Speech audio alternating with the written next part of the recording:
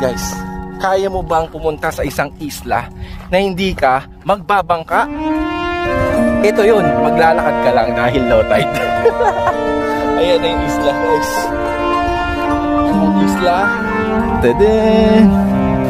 Diba? Ganda oh. Punta na kami sa isla.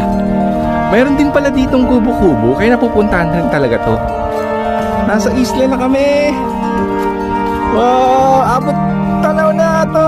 We did it. Yes, we did it. Nasa isla na kami. Nice. Nice job. Nice job na siya bro. Ayos. May cottage din ba dito? So you can see guys, ayun na oh. Yung pinakadulo ng Anda. Tapos ito yung isla.